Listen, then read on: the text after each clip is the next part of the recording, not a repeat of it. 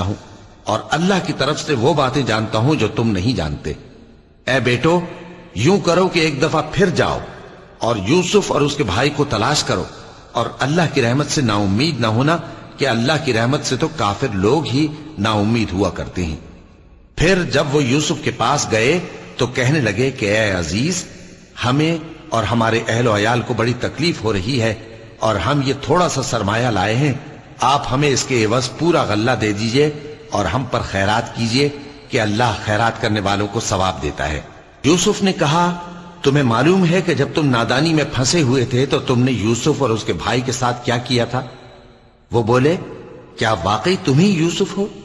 انہوں نے کہا، ہاں میں یوسف ہوں، اور بن یامین کی طرف اشارہ کر کے کہنے لگے، یہ میرا بھائی ہے، اللہ نے ہم پر بڑا احسان کیا ہے۔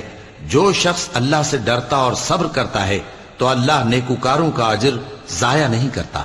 وہ بولے، اللہ کی قسم، اللہ نے تم کو ہم پر فضیلت بخشی ہے اور بے شک ہم خطا کار تھے۔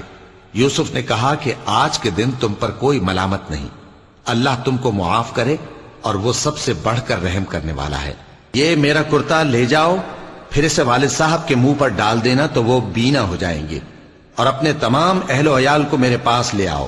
اور جب قافلہ مصر سے روانہ ہوا تو ان کے والد کہنے لگے کہ اگر مجھ کو یہ نہ کہو کہ بوڑھا بہک گیا ہے تو مجھے تو یوسف کی بو آ رہی ہے۔ وہ بولے کہ واللہ آپ اسی قدیم غلطی میں مبتلا ہیں۔ مگر جب خوشخبری دینے والا آ پہنچا تو اس نے کرتا ان کے منہ پر ڈال دیا، سو وہ بینا ہو گئے اور بیٹوں سے کہنے لگے، کیا میں نے تم سے نہیں کہا تھا کہ میں اللہ کی طرف سے وہ باتیں جانتا ہوں جو تم نہیں جانتے؟ بیٹوں نے کہا کہ ابا، ہمارے لیے ہمارے گناہ کی مغفرت مانگیے، بے شک ہم خطا کار تھے۔ فرمایا، میں اپنے پروردگار سے تمہارے لیے بخشش مانگوں گا، بے شک وہ بخشنے والا ہے، مہربان ہے۔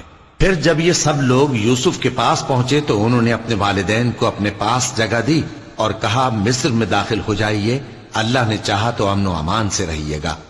اور اپنے والدین کو تخت پر بٹھایا اور سب ان کے آگے سجدے میں گر پڑے۔ اور اس وقت یوسف نے کہا، ابا جان، یہ میرے اس خواب کی تعبیر ہے جو میں نے پہلے بچپن میں دیکھا تھا۔ میرے پروردگار نے اسے سچ کر دیا اور اس نے مجھ پر بہت سے احسان کیے ہیں کہ مجھ کو قید خانے سے نکالا، اور اس کے بعد کہ شیطان نے مجھ میں اور میرے بھائیوں میں فساد ڈال دیا تھا، آپ کو گاؤں سے یہاں لایا۔ بے شک میرا پروردگار جو چاہتا ہے تدبیر سے کرتا ہے، وہ علم والا ہے، حکمت والا ہے۔ جب یہ سب باتیں ہو لیں تو یوسف نے اللہ سے دعا کی کہ اے میرے پروردگار، تو نے مجھ کو حکومت سے نوازا اور خوابوں کی تعبیر کا علم بخشا۔ اے آسمانوں اور زمین کے پیدا کرنے والے، تو ہی دنیا اور آخرت میں میرا کارساز ہے۔ تو مجھے دنیا سے اپنی اطاعت کی حالت میں اٹھائیو اور آخرت میں اپنے نیک بندوں میں داخل کیجو۔ اے پیغمبر، یہ اخبار غیب میں سے ہیں جو ہم تمہاری طرف بھیجتے ہیں۔ اور جب برادران یوسف نے اپنی بات پر اتفاق کیا تھا اور وہ فریب کر رہے تھے تو تم ان کے پاس تو نہ تھے، اور بہت سے آدمی گو تم کتنی خواہش کرو ایمان لانے والے نہیں ہیں، اور تم ان سے اس خیر خواہی کا کچھ صلہ بھی تو نہیں مانگتے۔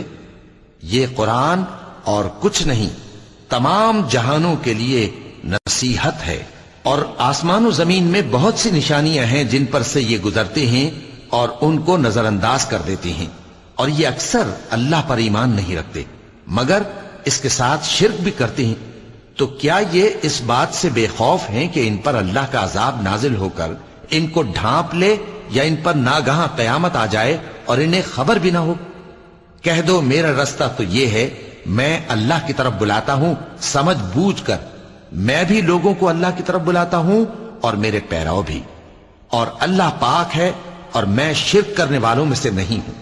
اور ہم نے تم سے پہلے بستیوں کے رہنے والوں میں سے مرد ہی بھیجے تھے جن کی طرف ہم وہی بھیجتے تھے۔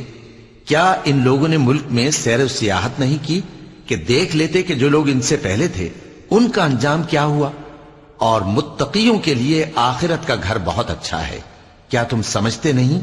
یہاں تک کہ جب پیغمبر نا امید ہو گئے اور انہوں نے خیال کیا کہ اپنی نصرت کے بارے میں جو بات انہوں نے کہی تھی اس میں وہ سچے نہ نکلے، تو ان کے پاس ہماری مدد آ پہنچی۔